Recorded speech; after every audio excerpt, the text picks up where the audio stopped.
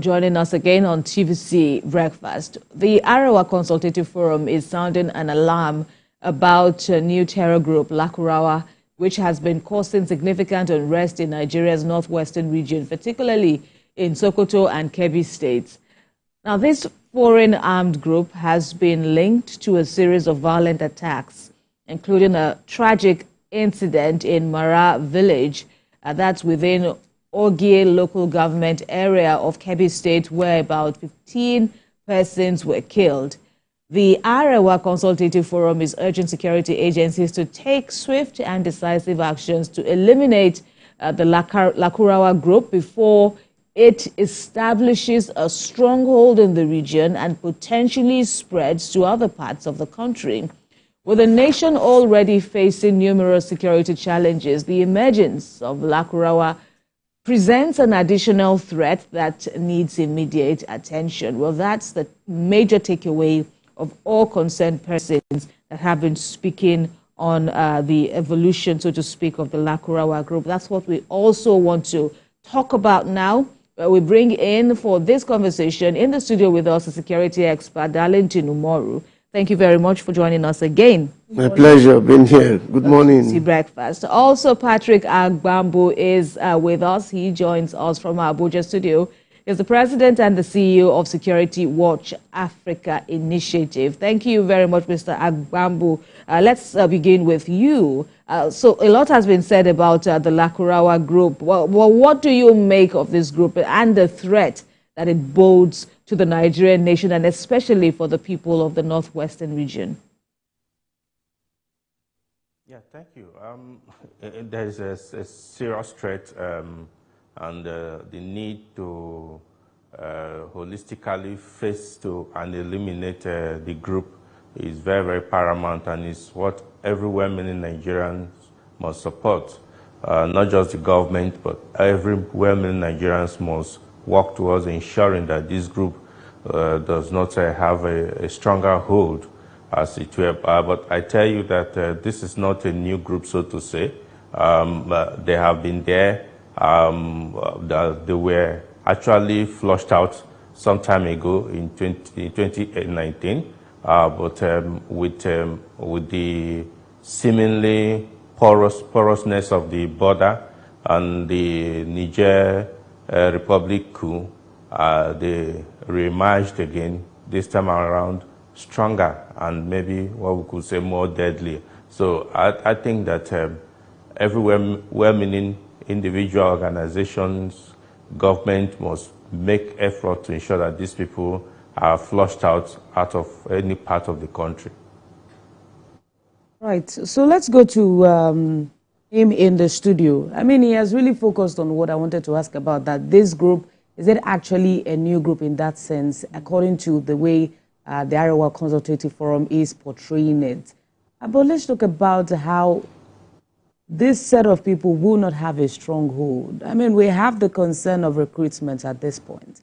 Is it really a new group in that sense? Or is it possibly a reaction to the lucrative, industry of banditry and all that in the country at this moment? To add to that, I want to also say, why Nigeria? Why Nigeria? Why has Nigeria suddenly become a fertile ground for even foreigners, despite our bilateral relationship with some of these countries? Why has Nigeria suddenly become a fertile ground for terrorist groups? Is it the landmass? Is it the availability of possible hideout or hiding places not very well protected? He talked about the porous borders and then the collapse of democracy in Nigeria and some of these other countries. And then the pulling out of these countries from ECOWAS has also helped to destroy the security arrangement called Joint Security Patrol, Border Patrol. So which meant that our relationship with this policing the borders of some of these border points with other countries is also helping to allowing these people to come into Nigeria. These are some of the possibilities that have emerged, as to why. Because what keeps hitting my head is, why Nigeria at all times? If you travel by road to some of these countries, you don't see them having the same issues of insecurity that we have in Nigeria. And then is it that our people, one of the things that gave strength to this group is the fact that even when the people themselves started seeing strangers, they didn't talk, they didn't speak out. And so until they started committing the havoc. It was not, let's get it straight and clear. It was not as if they got in there and started shooting the people. They tried to establish themselves and started collecting taxes and levies, started placing levies on the people. Now, the disagreement came when cattle were rustled. And in the course of demanding for levies on those cattle to be recovered, and they were taking those things away, and then the people tried to stand up against it. And so that was what led to the killing of 15 here and some on the part of the terrorist group that looks more like what you would loosely refer to as bandits. Those who have come to make money from the people. That's why they try to levy the people, collect taxes, and then maybe kidnap people, ask for money. Of course, you know the same thing you would find with the bandits. When there's resistance, people will go down. But when these things started, and people started noticing infiltration of strangers into villages and all of that in that local government, did they raise alarm? If you don't assist, like the acting court said, you must endeavor to assist the military with information.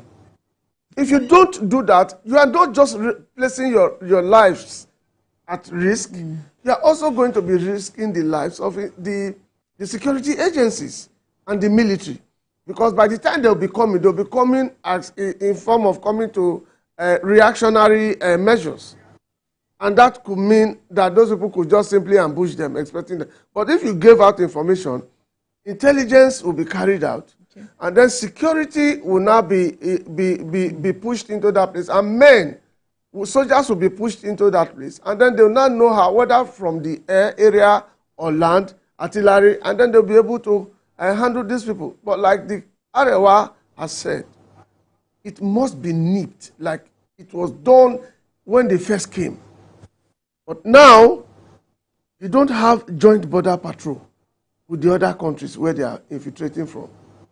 People are saying from Mali, some are saying from Niger, the problem in Niger, the military coup and all of that. But what is important is that, what is the attraction? Why is Nigeria a fertile ground to terrorists? All right. So you both, that's Mr. Zagwambo and Umoru here, have brought up interesting and concerning issues. So, Mr. Agbambo, having listened to Darlington Umoru here, who has spoken about, well, for me, my takeaway, one of which is the issue of trust on the part of the members of the community and the security agencies. Investigators are saying that this Lakurawa sect were actually, the people actually reached out to them in the absence of government presence in their areas to secure their areas for them. They reached out to these people, the Lakurawa sect, who have now come on to be a terror on the members of the community.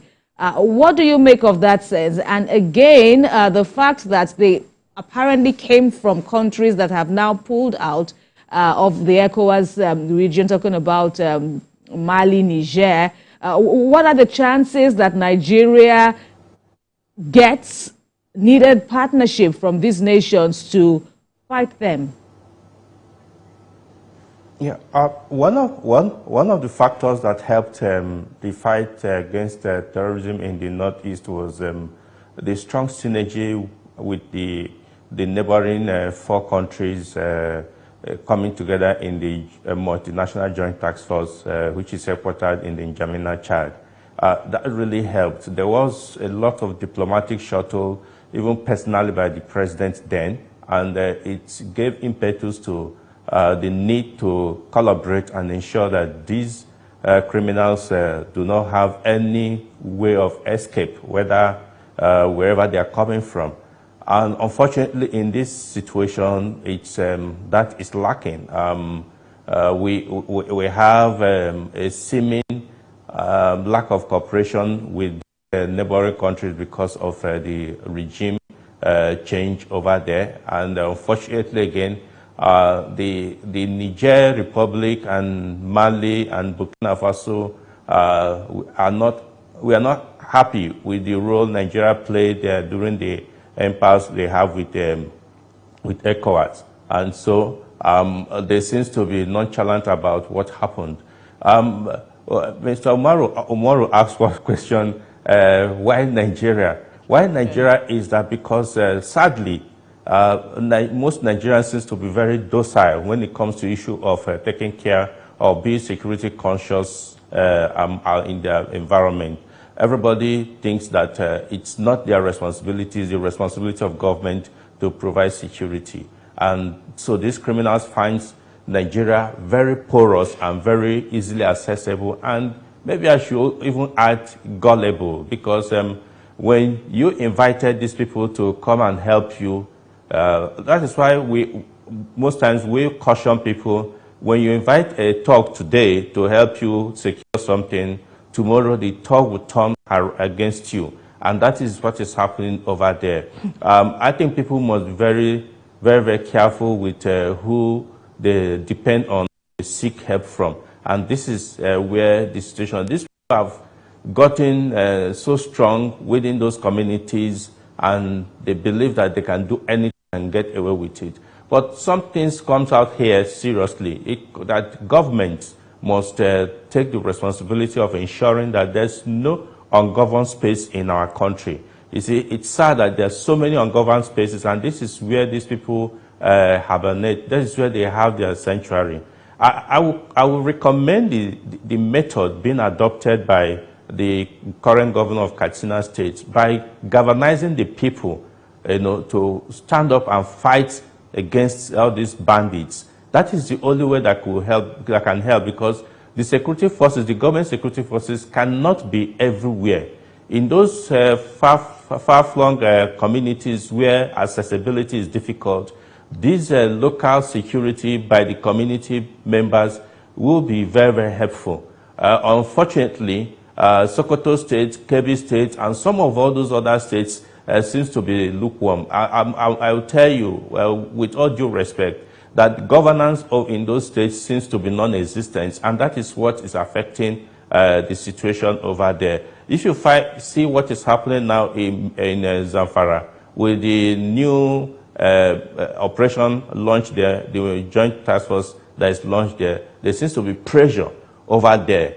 And it's now the bandits are beginning to shift upwards towards where they can get easy victims. And that is why this pressure is happening in Kebbi and Sokoto State. So I believe that the people must stand up to defend themselves. But government of those states, the governors, must take up responsibility of ensuring that their states are not left porous as it is today. All right, Patrick, I'll just put you on hold and come back to the studio. I mean, it's so sad that it seems we are taking just one step forward and taking 5 backward in this fight against, insecurity in Nigeria.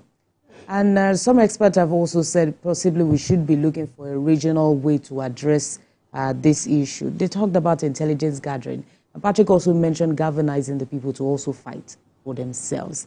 Are these not measures that have been put in place before, or what are we doing wrongly? That's a big one. That's a big one. The challenge is when you talk about the people standing up for themselves, I begin to get worried.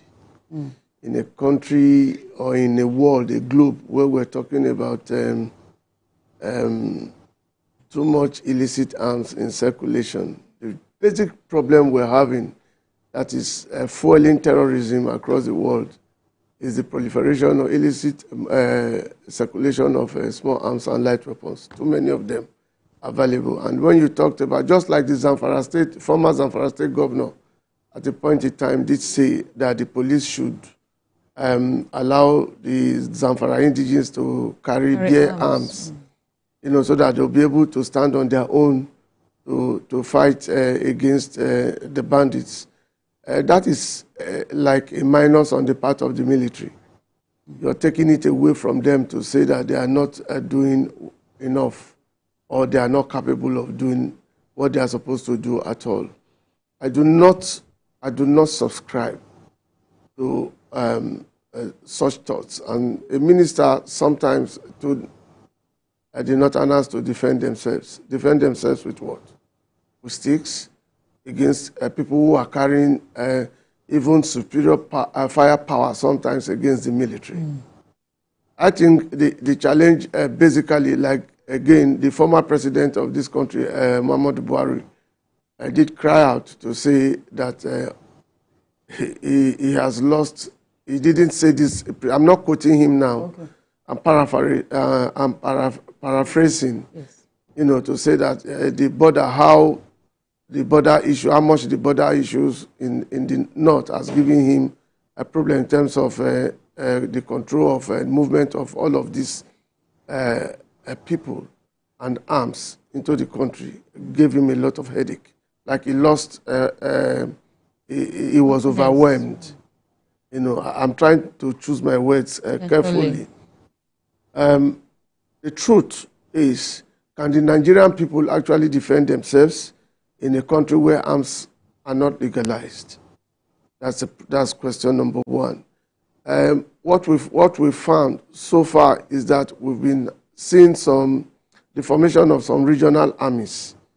And then some states are also trying to come up with bodies that can provide intelligence. For instance, you have in Lagos the Neighborhood Watch. They don't bear arms. You find them in various strategic places where they are supposed to monitor events. I challenged you one, forgive me, when I saw him controlling traffic. And I stopped and I called him. I said, I do not think this is one of your responsibilities. You're meant to be here to monitor activities and report where you find some funny things going on. You stood on the road and begin to control traffic, and you have a traffic officer. What do you call them now? The men in yellow. The traffic ward, LASMA, sitting down, and you took over the duties of that man. Then I do not think you're doing. I think you'll be doing a disservice, not just to the state but to the people. So what we actually need is, let's have plenty of those people who will be placed. They do not necessarily need to wear uniform, to any regalia. Put them in strategic places to help the DSS. Report movements and movement of strange faces, and then some things you see that are strange, report them immediately. We know about the presence of this sect in Sokoto. Sokoto and Kebbi are border states. Okay, that of Kebbi is even bordered by two countries, and then beyond two countries is also in Nigeria is also bordered by Sokoto, Zamfara, Niger. You know, that's the same Kebbi. So which meant that there are exit points, and there are also points where people could come in freely. When I mentioned about the attraction, these people are not daft. They look at places where it will be easy for them to run out and get in. And now you have a state within Nigeria is bordered by about 3 other states or more. And then with other countries, with Republic of Benin and Niger Republic. Right. And so if we do not share border directly with Mali. So if they must use the Sahel, that means they must come through Mali. If they are coming from Mali, they maybe go through Niger. Chad, Kebbi, I'm not sure it's bordered by Chad. Okay? So all of these are made possible by the entry point and exit point accessible by these terrorists. And they know that when there are issues, they could easily either run to the left or run to the right. So, but what is important, what is giving Arewa the concern now is that exactly what was done previously to this sect should be done now, so that, because right now Boko Haram and ISWAP are silent. because the army has been able to do, or the Nigerian government has been able to do a lot in using technology and whether artificial or human intelligence, plus all of that, enveloped in technology to control. Because at all attention, this cell cannot go to Sambisa Forest. They can't go to Sambisa Forest because right now, ISWAP, the landlord, the original landlord of Sambisa Forest, which was Boko Haram, is currently having issues with ISWAP, that went there to take over and then try to conscript the Boko Haram members into ISWAP, which led to the death of Shekau. And right now, these people are recruiting. They either are coercing people to join, or they are employing people. And then you look at the rate of unemployment. All of these persons will be handed over the firearms, and then we are complaining about firearms, all in the north. So there's a big, look, this thing is wide. It's wide. It's wide. If right now they are operating in 2 states, so Sokoto shares border with Kebbi State. Okay, so they operate between Sokoto, and then they go to Kebbi, and then to Sokoto, and then to Kebbi. Right now, they are on the northwest. Of course, Boko Haram and ISWAP are on the northeast. And so at the end of the day, would they be spreading Zamfara shares border with these same states? Would they be spreading down to Kaduna? So something must be done. That's why ACF is shouting now that something should be done. All right, coming back now to Patrick Agbambu. So, as a form of balance to what you already said, I know you spoke about perhaps the seeming failings of the Sokoto and Kebbi state governments, that they too should have been on ground to support the work being done elsewhere within the region. So people have also said there's the view now, I wonder to what extent you agree with that view, that, tagging all criminal elements in the Northwest as bandits might also not be helping the war that we are seeing, the war against insecurity in the Northwestern region, because that is also, has also given, these elements, the Lakurawa sect now, perhaps, the covering they need to perpetrate their evils without being found. I wonder what you make of that notion, and what more needs to happen, especially on the part of our security net, or perhaps maybe a carrot and stick approach. Yeah, thank you. First, I want to say that I do not advocate to Nigerians carrying arms, and certainly I'm one of those who are totally against illicit arms being in circulation. I don't subscribe to that. What I meant by Nigerians defending themselves, we saw the model work so effectively in the Northeast, where we have the Civilian Joint Task Force. These are community people that were recruited. Many of them volunteered, and we were being coordinated by the military. And it helped a lot that some places where the military were not physically present, these people were there, and they held on in some times until the military arrived. That is defending the people. That is people defending themselves. We can also see it in Katsina State, like I mentioned earlier, where the Katsina State team, Community Watch Corps, is operating, where recently this corps were able to eliminate about 15 bandits, terrorists, so to say, who have been causing problems. Some of them were spying for these bandit leaders and all that. That is the people helping to defend themselves. And while that is being done, the security forces, the government security forces, will not come to be able to help them and give them all the covering that they need.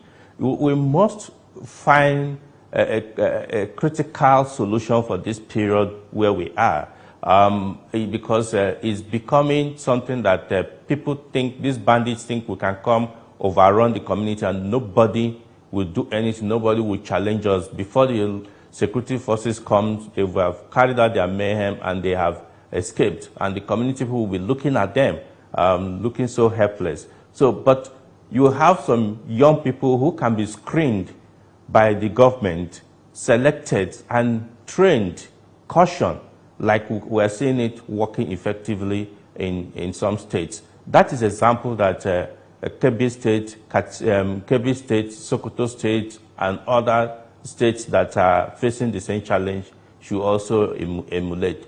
Back to your question directly, I will tell you that generalization of criminal groups, it works against successful investigation and tracking, which is true. But again, what is the definition of a terror group or a bandit? You know, when you carry out an act that terrorizes the people, or you gather yourself as a group and decide to terrorize people or extort, collect from people, you are a bandit. And maybe that is why the general term bandits and banditry is being used. But specifically, every group has their mode of operation.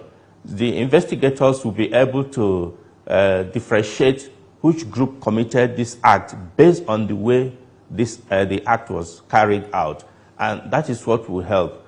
While we try to be able to curtail these people from spreading and not gaining more ground and being flushed out, we should also look out at other places. There are many of these groups that are existing.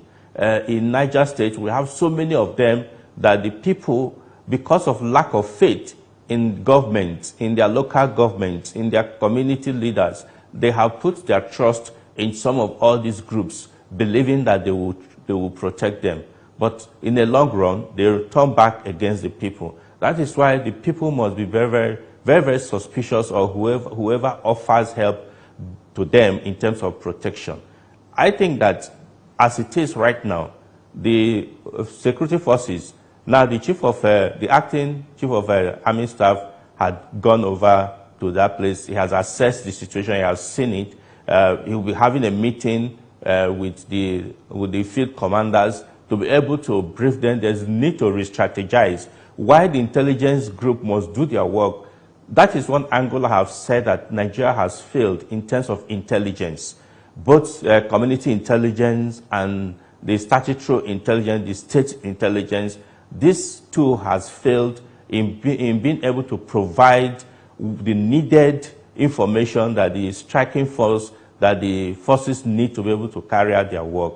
If intelligence had been quick and fast, useful intelligence, then we will not have a group staying there for months and years without being detected until there is crisis. And I think that all those who are in charge, who should do something to protect the citizens, must be quick in doing that. I put this blame most particularly in doorstep on the table of these governors, because the governors have a lot of role to play in this situation. Take up initiatives that will make your people have faith in you. I cited earlier what the Katsina State is doing currently. The people are having faith in him, and so they are ready to provide necessary information to the security forces.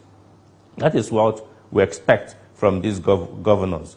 Other than that, we will continue having this kind of group every here and there, creating problems for the country. Right. Thank you, Patrick, for that. So let's come to you. I mean, he mentioned the lack of intelligence. I'm wondering if that's the problem here. He also, said that some of the governors may be, at fault for some of these issues that they are having. But traditional rulers, community stakeholders and all that, which we believe to an extent should have been at the forefront of, correcting some of the ideological issues behind joining some of these groups. It does seem, right, filling in the gap. And it doesn't seem like this has come to, something useful for security in Nigeria. So let's talk about recruitment, because I think this is a very big issue. While we are looking at some of these groups, these groups are also looking into recruiting young persons. Right. How do we address that? in this, meantime? I don't know how much we can really do now. Just like I saw some time ago in a country where you could even commit suicide. Go there, you fill a form, and then go in there, you sleep, and then take you out. There's hunger in the land. Some people are just looking for any means of survival. There are enemies in the land who are just ready to do anything. Some of these people coming in are not Nigerians. This sect we're talking about, for instance, now, is coming from where? We're saying they are coming from Mali and Niger. Yes. Now, they are also recruiting. There are people who cannot feed themselves and are looking for any means of livelihood. It's not an excuse, to get into crime because you are not gainfully employed. There are things you could also do with yourself. The Nigerian government needs to think of how to take care of her youth. If you don't address that issue of taking care of the youth, an elderly man cannot go join that sect, for instance, for any reason. But the youth who is ready to do anything, whether for survival or whether out of youthful exuberance, would be easily either coerced or employed into doing what that sect is doing. So the Nigerian government particularly must take interest in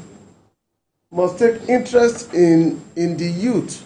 And then the moment you are able to address the issue of the youth, whether get them meaningfully engaged, right, whether in vocational arrangements, whether in education, whether in farming, and all of that, the moment you are able to do, that's why one thing I applauded from what he said was the involvement of the governors. Right. What are they really doing? There's also security votes they collect every month. How much of this do they deploy to ensuring that the restiveness is conquered? But what we see today is that these people, for instance, will come in a smaller group. But that small group cannot do anything if they don't have lots of hands they can give these firearms to carry out these nefarious criminal activities. And so the government, both federal, state, and at the local government levels, must do something about it, particularly the grassroots. That's the local government, where you have the traditional rulers that you have rightly talked about now. Are they being carried along? We have seen situations where terrorists even slaughtered traditional rulers. These persons are not armed.